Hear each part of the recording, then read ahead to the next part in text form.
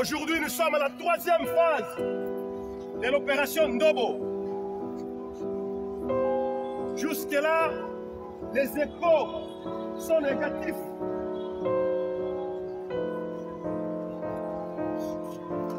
On n'a pas encore réussi l'objectif pour le faire rechercher par la hiérarchie. Zéro Koulouna dans la ville de Kinshasa. Betozo patogé. Le troisième opération.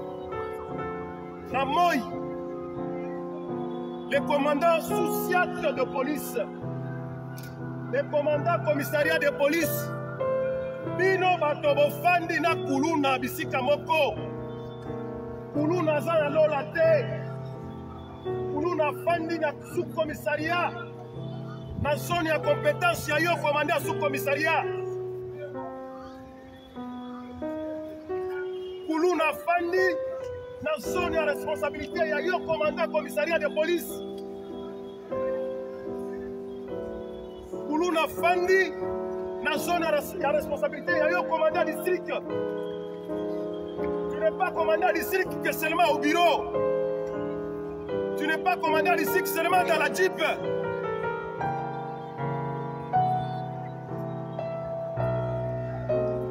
De nos tomons à tourner oyo. Et que ne tire ba mai nyoso wana. Obo benga kama nyoso comme kakalamu. Eh bien, moto na moto. En commençant par le district de Lansele, Tchango, Moamba, Funa, Kombe, Lukunga et Mongafula. Motona Motozana Mai Naye, Oeleki, na quartier opérationnel Naye, Obabenga Kalam. Et c'est là où il y a des problèmes. Et vous le savez.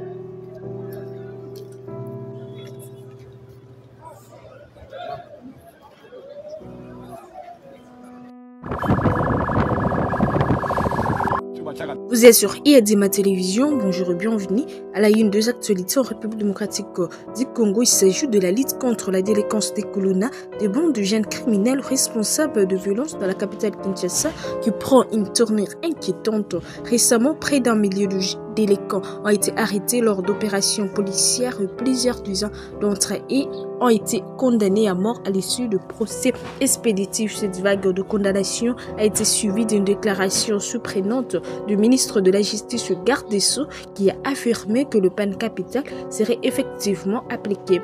La peine de mort a longtemps été un sujet de débat en République démocratique du Congo. Après plusieurs décennies d'instabilité politique et de guerre civile, le pays a été marqué par un usage arbitraire de la peine capitale sous les régimes autoritaires précédents, notamment pendant les règnes de Mobutu Sese Seko. Après la chute de Mobutu en 1997, de nouveaux régimes a maintenu la peine de mort, mais celle-ci est restée largement non appliquée pendant plusieurs années en raison de l'instabilité et de l'incertitude politique qui ont suivi le guerre de années 1990. En 2003, la RDC a adopté une nouvelle constitution qui, tout en reconnaissant la peine de mort, a instauré un moratoire sur son application.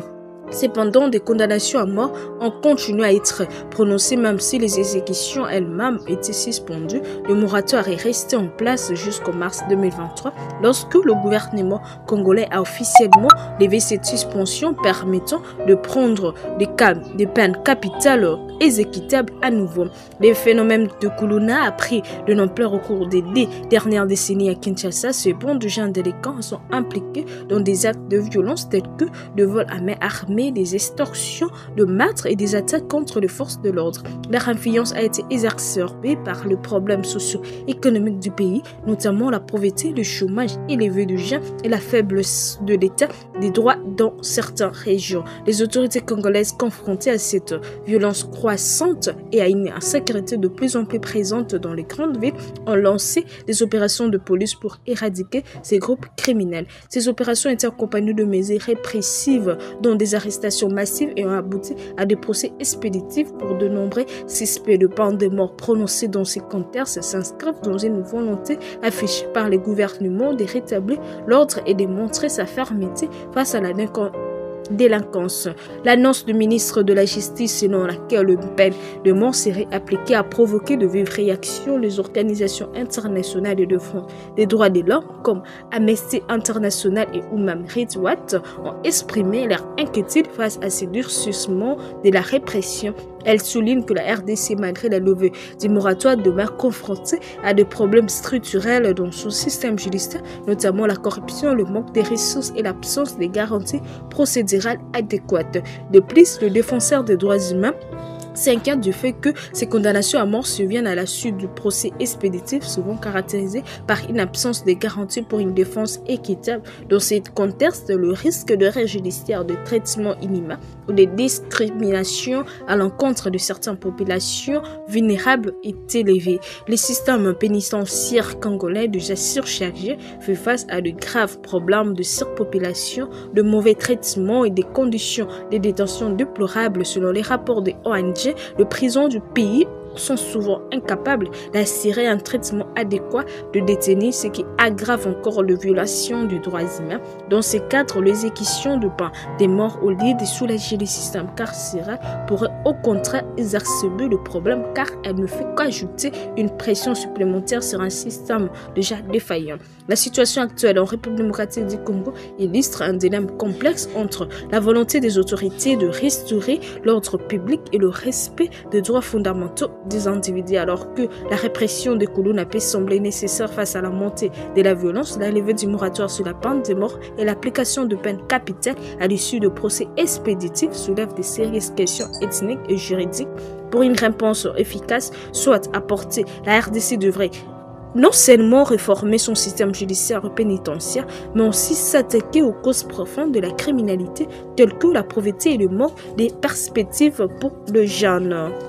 Alors, c'était l'essentiel de l'actualité. N'oubliez pas de vous abonner, d'activer la cloche de notification, de partager les liens tout en invitant vos proches à rejoindre la grande communauté Yadema Télévision.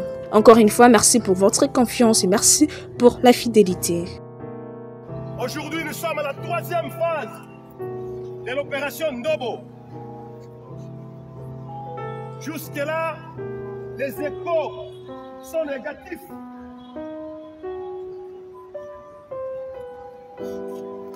On n'a pas encore réussi l'objectif ou le faire rechercher par la hiérarchie. Zéro Koulouna dans la ville de Kinshasa. Metozo patogé. La troisième opération. La Moï. Les commandants sous-sièges de police, les commandants commissariat de police, bino batobo fandi na Koulouna bisika moko, Koulouna za na lola te, Koulouna fandi na sous-commissariat, na zone ya compétence ya yo commandant sous-commissariat, Koulouna fandi na zone ya responsabilité ya yo commandant commissariat de police. Koulouna fandi na zone ya responsabilité ya yo commandant district. Tu n'es pas commandant district que seulement au bureau. Tu n'es pas commandant district seulement dans la Jeep.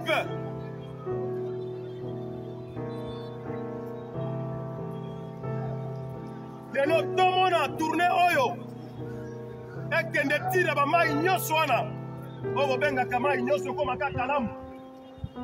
Eh bien, moto na moto, en commençant par le district de Lansele, Tchango, Moamba, Funa, Kombe, Lukunga et Monga Fula. Moto na moto aza na mai na ye oyo eleki na quartier opérationnel na ye. Et c'est là où il y a des problèmes. Et vous le savez.